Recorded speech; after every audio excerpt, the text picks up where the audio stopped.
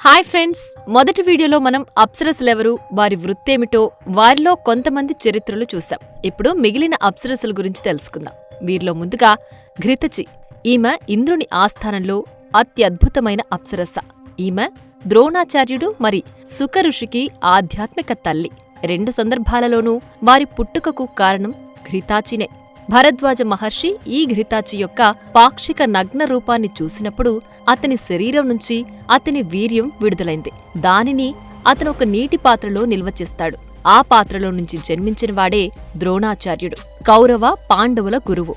వ్యాస మహర్షి ఈ ఘృతాచి యొక్క అందమైన రూపాన్ని చూసినప్పుడు అతను ధ్యానం కోసం అగ్నిని సిద్ధం చేస్తాడు. ఘృతాచి తనను తాను చులుకగా మార్చుకుంటుంది. ఋషి యొక్క వీర్య ద్రవం ఆరని కర్రలపై పడుతుంది. దాని నుంచి సుక మహర్షి జన్మిస్తాడు.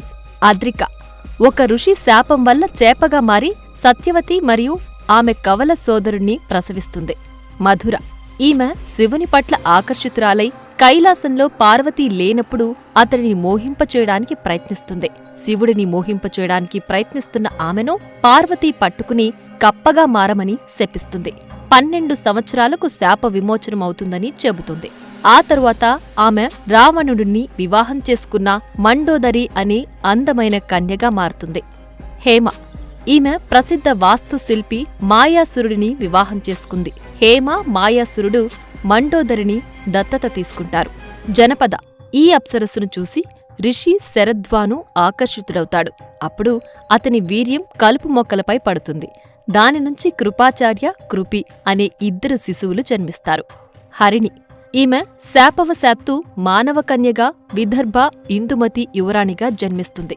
ఆమె తన స్వయంవరంలో అయోధ్య రాజు అజాను తన భర్తగా ఎంచుకుంటుంది. తరువాత దశరథునికి జన్మనిచ్చిన తరువాత నారదుని దండ ఆమె తలపై పడి ఆమె శాపం నుంచి విముక్తి పొందినప్పుడు ఆమె మరణిస్తుంది. పుంజిక స్థల ఈమె ధ్యానం చేస్తున్న కోతిని ఎగతాళి చేస్తుంది. అప్పుడు ఆ కోతి పుంజిక స్థలను కోతిగా పుడతావని శపిస్తుంది.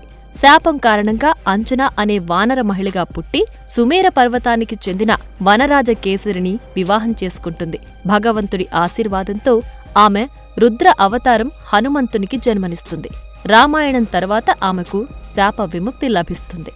సువర్చల ఈమె స్వల్ప కోపానికి ప్రసిద్ధి చెందిన ఒక అప్సరస. పక్షి కావాలని ఆమె కోరిక కారణంగా ఆమెను బ్రహ్మదేవుడు శపిస్తాడు. నీవు పక్షిగా మారి దశరథుడి యొక్క యజ్ఞం నుంచి దైవక పుడ్డింగు తిన్నప్పుడు నీకు శాపం నుంచి విముక్తి పొందుతుందని బ్రహ్మదేవుడు చెబుతాడు. దశరథుడు తన భార్యలకు దివ్యమైన యజ్ఞ పుడ్డింగ్ను పంపిణీ చేస్తున్నప్పుడు ఒక పక్షి దానిలో కొంత భాగాన్ని లాక్కోడానికి ప్రయత్నిస్తుంది. అది పుడ్డింగ్ తీసుకున్న వెంటనే తిరిగి అప్సరసగా మారుతుంది. నయనతార ఈమెను అసుర యువరాణిగా జన్మించమని వజ్ర మహర్షి శపిస్తాడు. తరువాత ఈమె శూర్పణఖగా జన్మిస్తుంది. శూర్పణఖ రావణాసురుని సోదరి.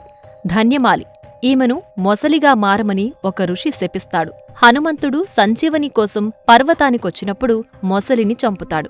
అప్పుడు ధన్యమాలికి శాప విముక్తి కలుగుతుంది. దుందుభి ఈమెకు ఇతరులు ఆనందంగా ఉంటే అసూయ. ఈ కారణంగా ఒక ఋషి దుందుభిని శపిస్తాడు. శాపం కారణంగా ఆమె కైకేయి పనిమనిషి మందారాగా జన్మిస్తుంది. కైకేయికి లేనిపోని మాటలు చెప్పి శ్రీరామచంద్రుడు సింహాసనాన్ని వదిలి అడవులకు వెళ్లేలా చేస్తుంది. రాముడు పట్టాభిషిక్తుడు అయ్యాక ఆమెకు శాప విముక్తి లభిస్తుంది. మాలిని ఈమె ఒక ముని శాపం కారణంగా తక్కువ కుల మహిళ శబరిగా జన్మిస్తుంది. వనవాసంలో శ్రీరాముడు శబరి ఎంగిలి పండ్లను తిని ఈమెకు శాప విమోచనం కలిగిస్తాడు. ప్రేమ్లోచ ఒక్కసారి ఇంద్రుడు ఈ అందమైన అప్సరసును కాండు మహర్షి తపస్సును విచ్ఛిన్నం చేయడానికి పంపుతాడు. ప్రేమ్లోచ అందానికి పరవశుడైన కాండు మహర్షి ఆమెతో 1000 సంవత్సరాల పాటు శృంగార కార్యకలాపాలు నిర్వహిస్తాడు. ఆ 1000 ఏళ్లు అతను దైవారాధనను, సంధ్యారాధనను వదిలి ప్రేమ్లోచతో కామకలాపాలు సాగిస్తాడు. హఠాత్తుగా ఒకరోజు అతనికి తన తపస్సు గుర్తుకొచ్చి 1000 ఏళ్ల కాలం గడిచిపోయిందా అని ప్రేమ్లోచనని కోపగించుకుంటాడు. అతని కోపాన్ని చూసిన ప్రేమ్లోచ భయాందోళనకు గురై చెమట పట్టడం ప్రారంభిస్తుంది. అప్పుడు ఆమె చర్మ రంధ్రాల నుంచి మారిషా అనే అందమైన అమ్మాయి జన్మిస్తుంది. తరువాత మారిషా ప్రచేతులను వివాహం చేసుకుంటుంది. మొత్తంగా అప్సరసల చరిత్ర.